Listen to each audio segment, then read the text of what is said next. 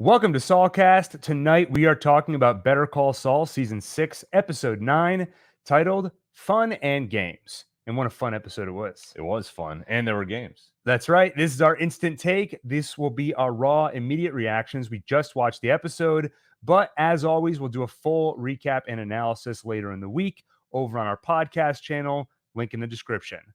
I'm Gil, here with my tech guy / brother, Alon. How's it going? And I'll just say up front, today was a crazy day for everyone involved in One Take, all for different reasons. And as a result, Adam couldn't make it. We barely made it. But you can tell we're doing this out of a hotel room. 2 canceled flights today. Yeah. And, 2. And a bunch of, I think we saw a ghost yesterday. Oh. And then we thought we might be ghosts. We'll talk about all that at some other time. That might be a podcast thing. Anyway, so I'll say Adam really wanted to be on. He couldn't tonight, but he will be on the full episode. With that, let's get into it. So first off, I just thought this was a great episode.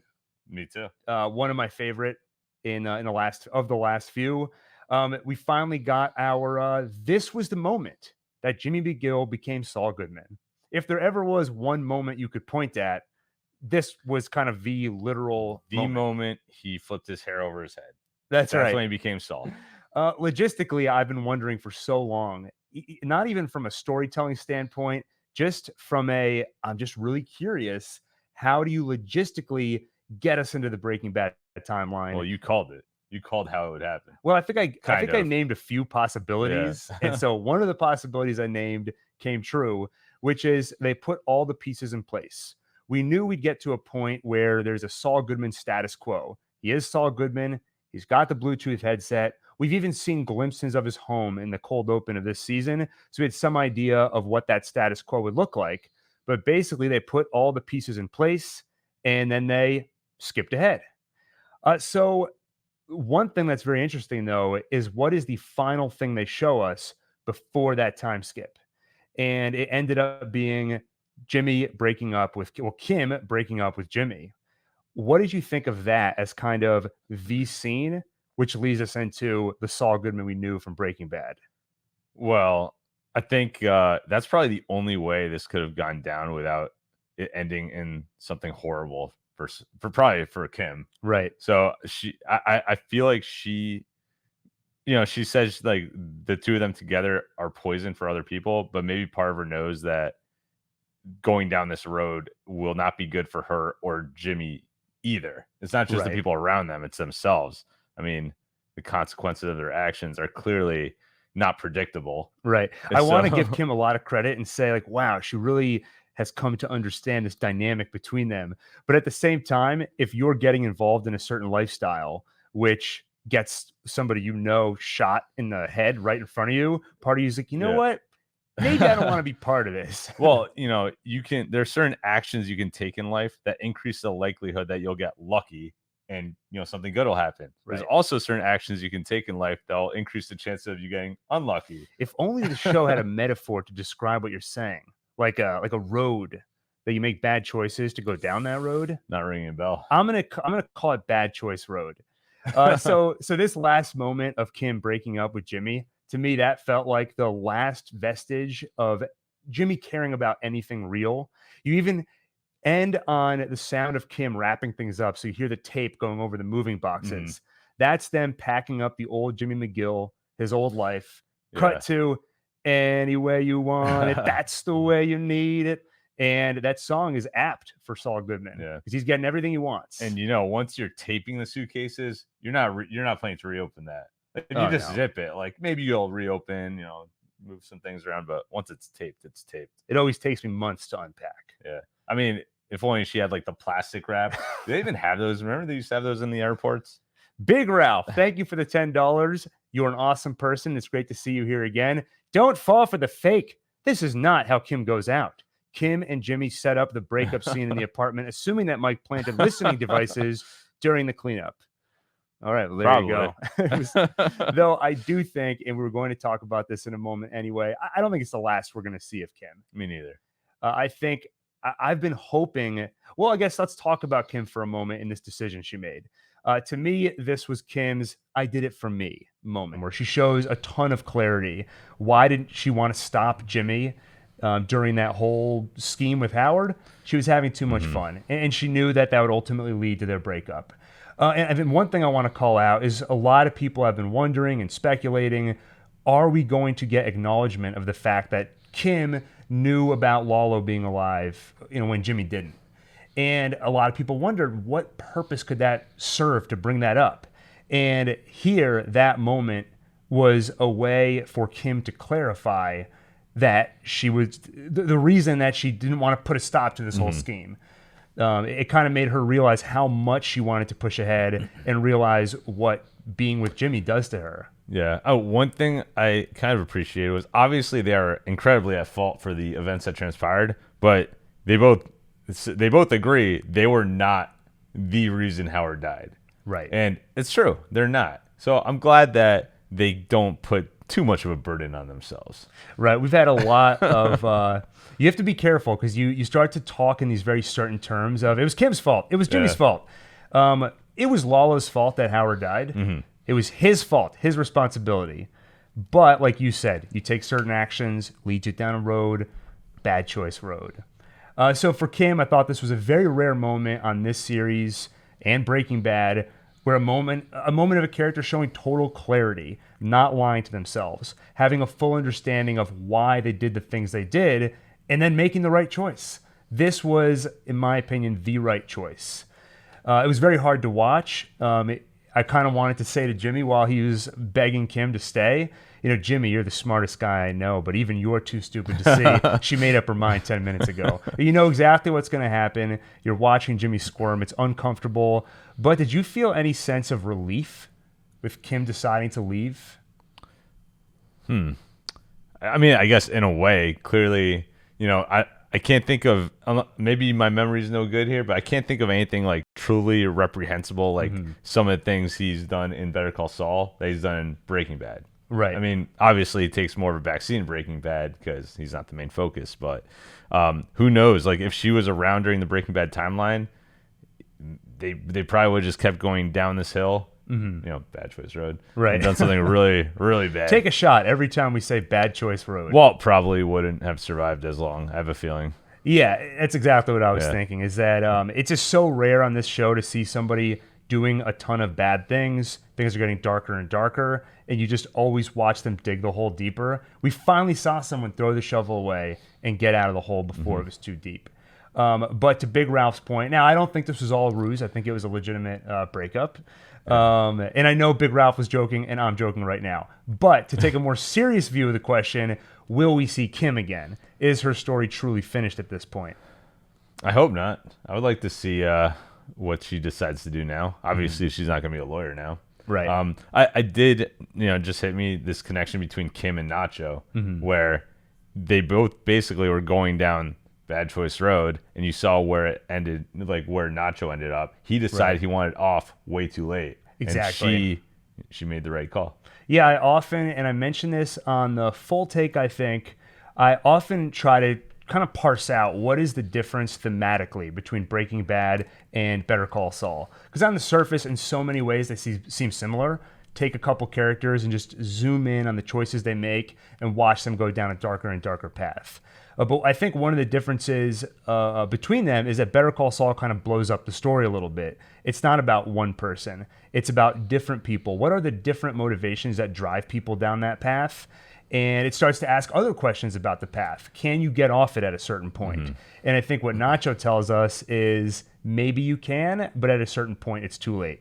And Kim, her story might tell us you can get off the road. Again, if you don't wait too long, like you said, that there might be certain thresholds you cross. Like with Mike, we know for a fact things are not going to get better for him. Yeah. Well, I think with Mike, he's past the point of no return. Right. But he's fully accepted who he is and where his situation in life. So he's not as at risk as Nacho was because he's eyes wide open. Nacho was he was trying to get out. Right. If he just decided I'm in this now, I'm just gonna stick with it, he'd probably be fine, at least for a while. But Mike is eyes wide open, knows where he is, knows what his role is.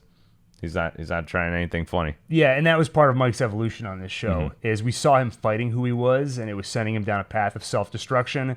we had Dedicato on Max, where Gus basically tells him, I am what I am. And Mike says, you know what? I'm going to do that. I'm gonna play the cards that were dealt to me and be who I am. And that at least allows him to survive a few more years. By the way, super chat from Jared. Thank you for the $1.99. He said, caught up with all of Saulcast. I love you guys. Wait, what's Saulcast? Lylecast? Moving. Oh, yeah, that's right. We've renamed it officially. I don't know if you heard. Well, but thank you, Jared. We love you. I think the community voted to rename it.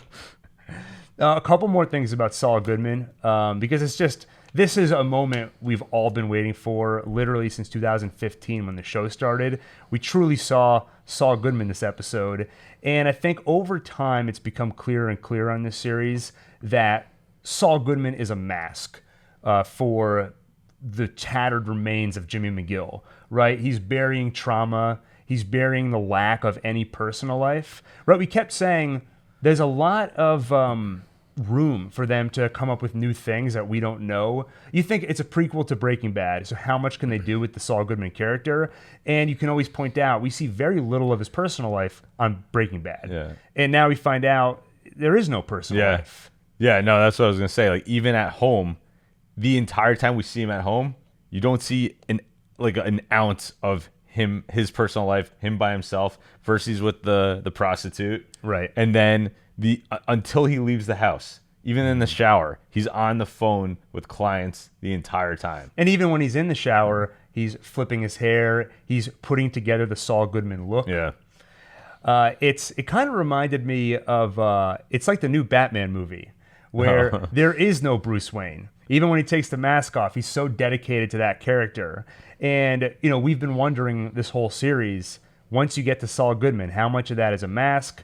How much of that is who he truly is? And it turns out the answer is it's a mask, but even more than we realized. Like you said, even behind closed doors, he's, you know, all the Jimmy McGill stuff, it's packed away. Yeah, in his boxes. I mean, also part of it could be like, you know, this Howard thing constantly weighing on him, even in his subconscious. I know he's saying, you know, eventually we'll forget, like Mike said, but it's always going to be weighing on him. So I could see him literally subconsciously completely burying his past persona, completely accept this new one, completely become it, because if you become this whole new personality and you forget the old one, there's no chance you're going to accidentally act in a certain way, right, or reveal something you shouldn't reveal.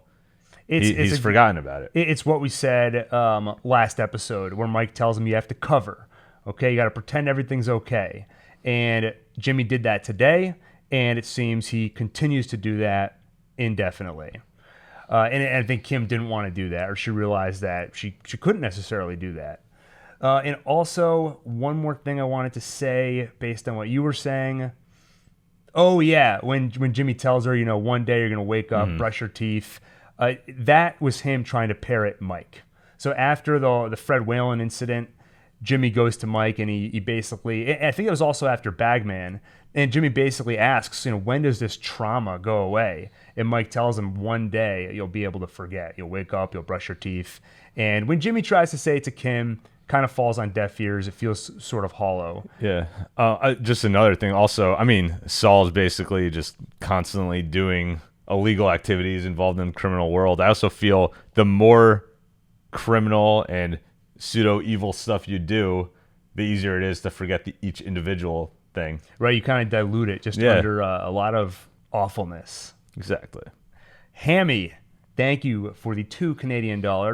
This was the last time I said I love you. I think he's talking about us and Jared. When Jared says, I love Saulcast, and we were like, we love you, Jared. Oh, that's right, yeah. No, of course he's talking about Jimmy and Kim.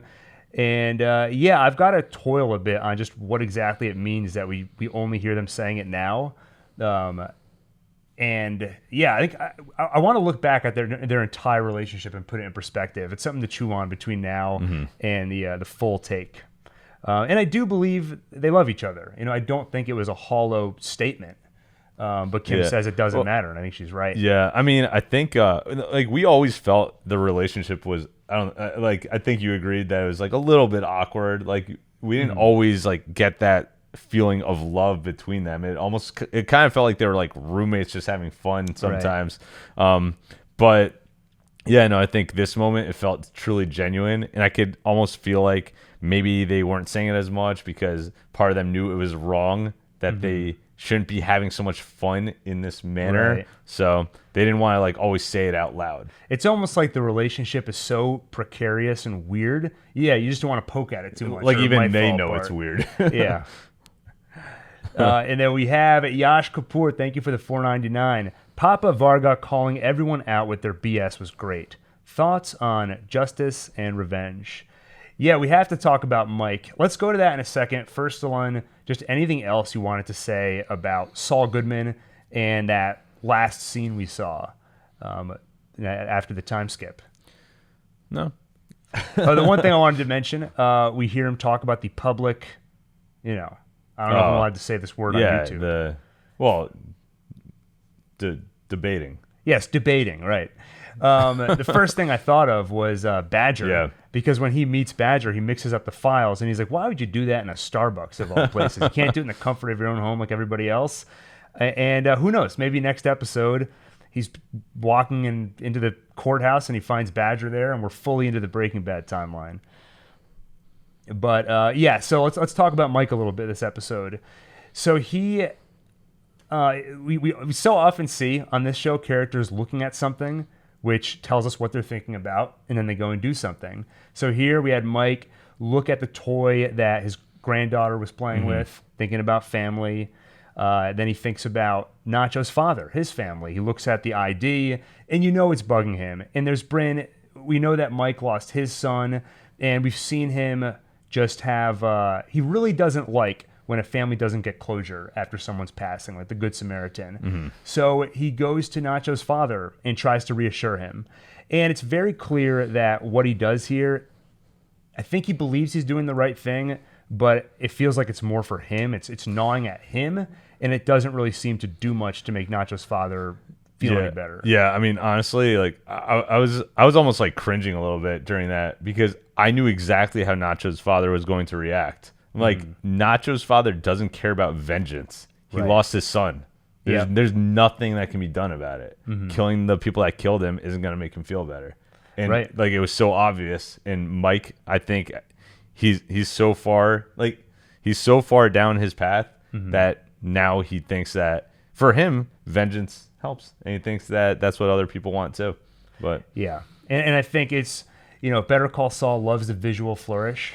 And at a certain point during that scene, it cuts to a side angle where you see Nacho's father on one side of the fence, Mike on the other. You're looking at Mike through the fence. So it almost looks like he's in prison and Nacho's father isn't.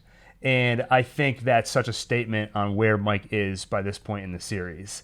He kind of it's not exactly like Saul where he's purposely hiding underneath some mask, but both of them are so swallowed up into a certain persona, and there's just no joy in their life, no true joy. I also think when you're cutting between stories on this show, there's often a very clear thematic connection between them. So in this case, you have Nacho's father telling Mike, this isn't justice, this is revenge, and you don't want to go after revenge because it just perpetuates it. So we see somebody who has dedicated pretty much their entire life to revenge, and that's Gus. So we see him meet with David. They talk about wine, and you see Gus smiling. You see him happy, something we haven't seen in a very long time. And it's impossible to see this and not think of the personal connection he once had with Max. And I think what this does is it draws a comparison between what Mike could have had, some kind of happiness, some kind of personal connection with somebody, but he walks away from that and dedicates his entire life to revenge. So I think that kind of parallels to what Nacho's father says to Mike. Here we see a very clear example of what you give up when you dedicate your entire life to that. Hussein, thank you for the $4.99. Might be a stretch, but the gun Mike stashes is the same gun Walt steals to kill him. I mean, who knows? I don't think there's enough visual information that we could figure that out.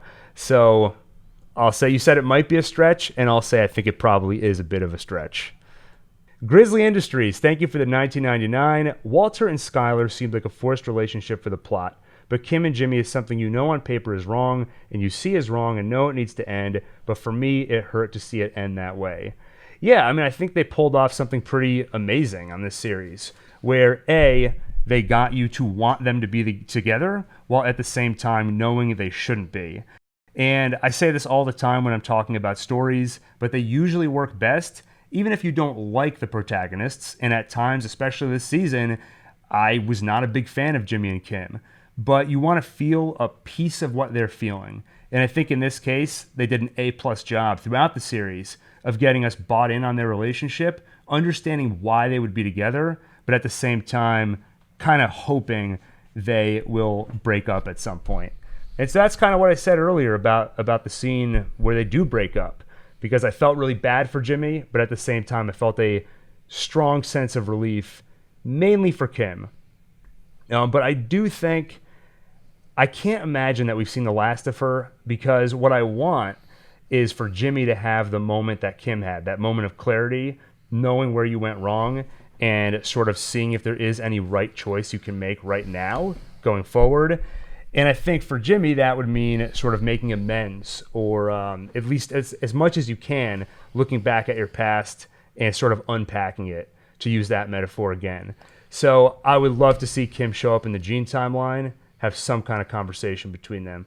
Alex, thank you for the $5. Saul on the phone hearing a case about public master debation. Could this be the morning of the day he meets Badger? I mean, that was the first thing I thought when I heard it.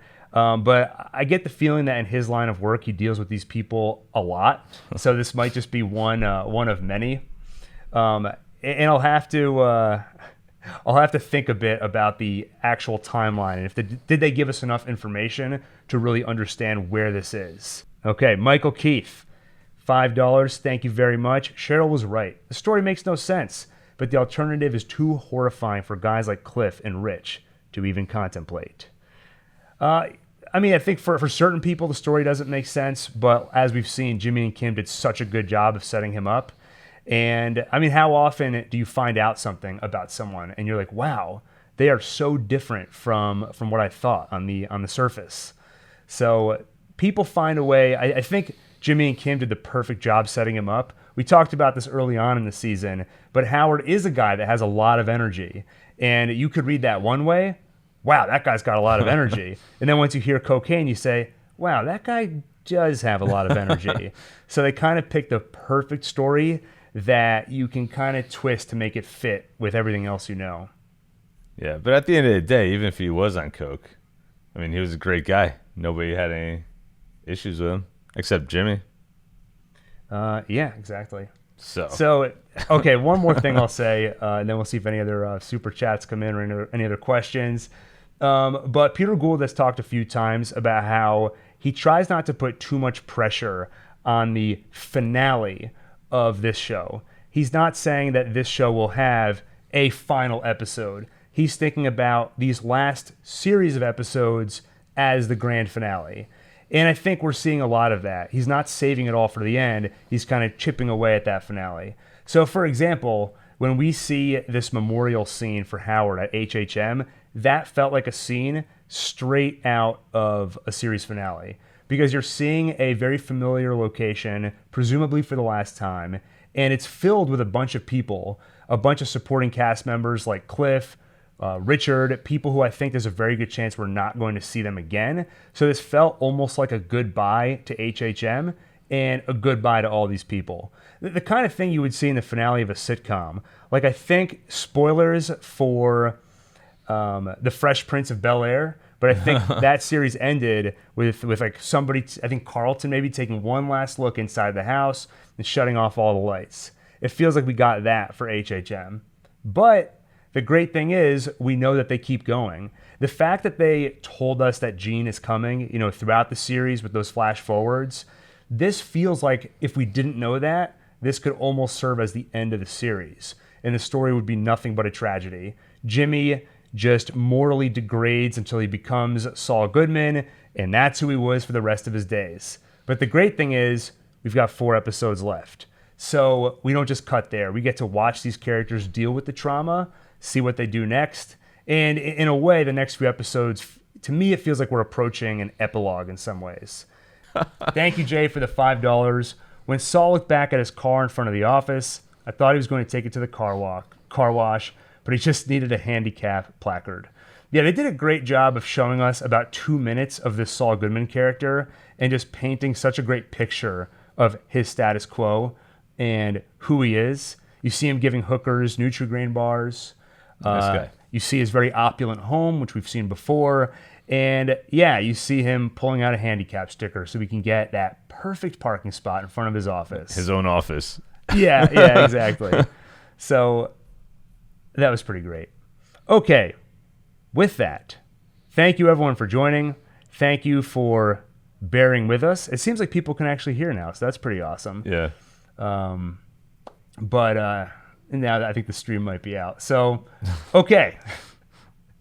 I think we'll wrap it up there, unless anybody has any other thoughts or questions. It doesn't have to be a super chat. I really appreciate all the super chats, everyone, by the way. All right, Alon, any other final thoughts on the episode? No, I think it was a perfect transition. I think I'm glad that Kim will probably make it out of this alive and not in prison. Mm-hmm. Yeah, I'm glad Nacho's dad is safe, and like I suspected. Yeah. The Salamancas have no reason to go after him. Charles, thank you for the $20.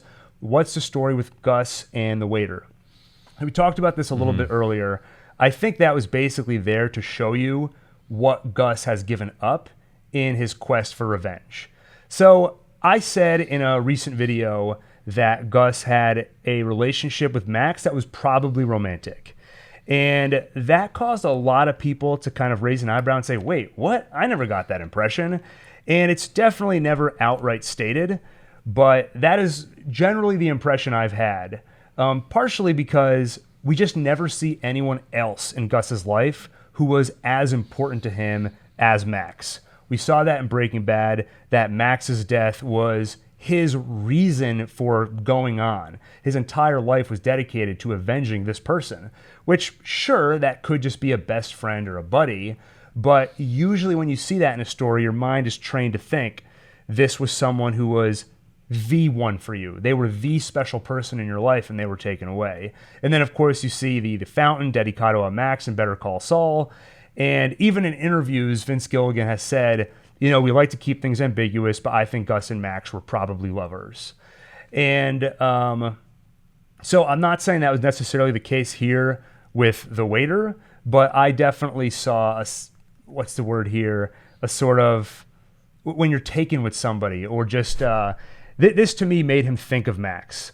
And it kind of shows you that Gus can have a personal connection with somebody, but he chooses not to. Whimsical, I think. You see a kind of whimsical look on his face. Yeah. To me, I think this is almost like it's a quiet period in his life now. He's taking care of Lalo. He got back, he's convinced Don Julio and Don Juan, those are right? Mm-hmm. That he's on their side. He's a good guy.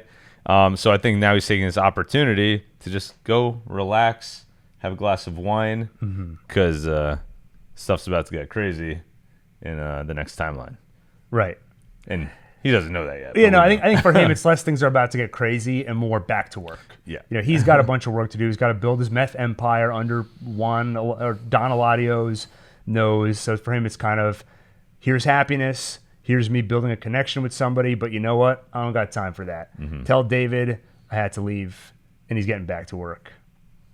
Grizzly Industries, thank you for the $1.99. I think Gus finally found this audio acceptable. Thank you, Grizzly. Appreciate it. Okay, will there be more episodes that are over an hour? Hans, thank you for the $2. More episodes of Better Call Saul? I hope so. I think so, probably. And where do you think Kim went? Theories. Thank you, What? Airy Ozone, for the $4.99. I don't know. I mean, maybe she went back home. I think she's kind of like, what was the character's name in Pulp Fiction? He's going to go walk the earth. I mean, she's in a very strange place right now. Like Jimmy said, her dream was to be an attorney, to be, to kill a mockingbird. And she's now walked away from that. I think she probably just can't stomach the idea of being in that line of work after she's so kind of horribly defaced it. But I think what I'd like to believe is that she's looking for a way to help people, because I think at its core, that's what she wanted to do. It manifested as, let me go be an attorney and kind of use the law to fight for justice. But there are other ways to do that. And you could be a teacher, for example. Though, I don't know. I don't know what she's going to do. But I'd like to think she's out there somewhere trying to build a quiet, happy life and just do as much good as she can. I have a feeling that if her and Gene come together again, Jimmy as Gene, that it won't be to get back together. I think that ship has long sailed. I think by the time they meet, Jimmy's life is in shambles, right? He has nothing, and he'll see that Kim has everything. Maybe she has a person that she loves. Maybe she has a family, and it'll be a way to just draw the stark contrast. That'll be it could be the final statement of this series. Don't go down bad choice road, because if you go down good choice road, you get to be happy. You get to have the things that you want, the things that Walter supposedly fought for, but because of everything he did, he couldn't have. I think we can probably wrap it up there. I'd say this was a great episode.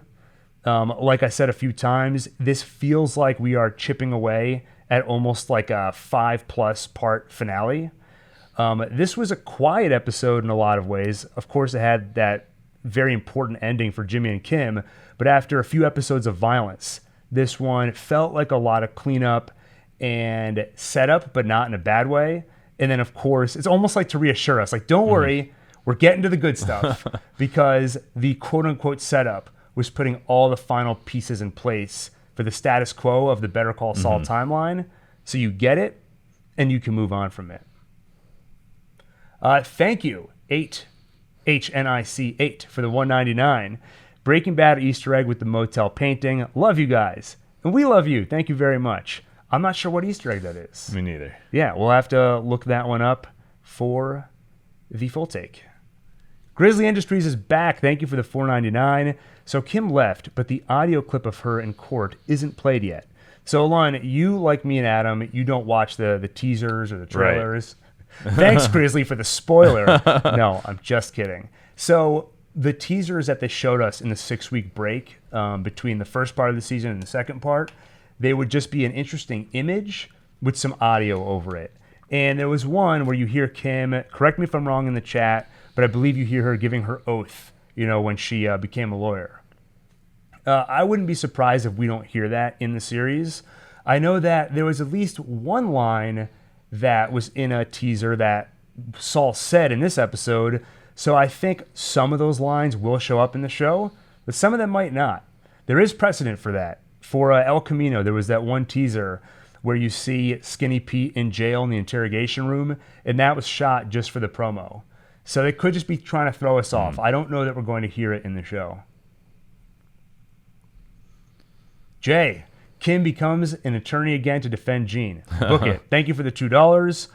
I don't think that's going to happen. I don't know how easy it is to become a lawyer again. Well, I guess it's got to be possible, right? She could just change her name? Yes. I'm a lawyer. Slippin' Kimmy's back at it. Yeah, I guess it's possible. I really don't think that's going to happen. I feel like she has so packed up that part of her life. If she shows up in the Gene timeline and she is a lawyer again, even then, I don't think she'd want to represent Gene. I feel like she is just so long past that. I think, speaking of like what she's going to do next, we've talked about this before, where we don't really see much of their personal lives outside of things related to their work and their pranks. So I don't even know enough about her hobbies, if she has any, of what she might go and do, besides she wants to help people. So, well, we know she loves classic movies. Maybe that's true. She'll open up a little movie theater, become a sort of curator. Nonprofit. As a child, I worked at a nonprofit volunteer-run movie theater, and I was there every day during the summer. And I was a youth that got a lot out of that. Jeannie, thank you for the $4.99. You can hear Walt's coughing in the waiting room at the end. Did you guys hear? I don't think that was Walt, I'm going to say. Because I feel like, okay, I think there could have been somebody coughing. I don't know that we have enough information, like I said earlier, to know exactly where this is in the timeline. But I just think that if you're going to bring Walter back, it won't be with a subtle cough that maybe later you find out that coughing sound that only some people picked up on was Walter. This show is subtle sometimes, but I feel like with Walter's appearance, it won't be that subtle. I agree. I think we can wrap it up. Alon, what do you think? Any final thoughts on the episode? One of the best episodes of the season, in my opinion. I really enjoyed it, and I can't wait to see what happens next. Yeah, it feels like we're at that point, right? Everyone keeps wondering, when will Walter and Jesse show up? When are we going to get into the Breaking Bad timeline? How much of it are we going to see? I feel like we're there, right? I think that's going to be next episode. I'm not saying Walt and Jesse show up, but who knows? Oh, so Canned Hamburgers asks about the ghost story. We'll save that for the full take or maybe a separate live stream or another podcast. Okay, with that. All right, thank you everyone for joining. Like I said, for at least the first part of this episode where the audio may have been off, I'm going to try and get a cleaned up version of it reposted tonight. And besides that, we'll have the full episode later in the week where we do our detailed recap and analysis. That'll be over on our podcast channel. There's a link in the description. And as always, if you don't like to see us and you just want to hear us with your ears, you can do that on any podcast app by searching Saulcast. Also, a link in the description. And on the Saulcast podcast, you'll find the instant takes and the full episode. And if you want to join a community of other Saulcast fans that talk about Better Call Saul pretty much 24/7, join our Discord. Also, a link in the description. You get all kinds of fun behind-the-scenes stuff there, too. For example, everyone in the Discord a few hours ago, they knew we were going to be doing this out of a hotel. They got to follow the entire hectic journey. Would they get to the hotel in time? Was it going to happen? You can be part of that in the Discord. Okay. With that, thank you all. We'll see you on the full take. We'll see you next week. I'm Gil. I'm Alon. And this is Saulcast. Instant take. That's right. You were supposed to say that. This is Saulcast with me. This is Saulcast. Okay, that's okay. You and Adam are better at it. Instant take. Instant take.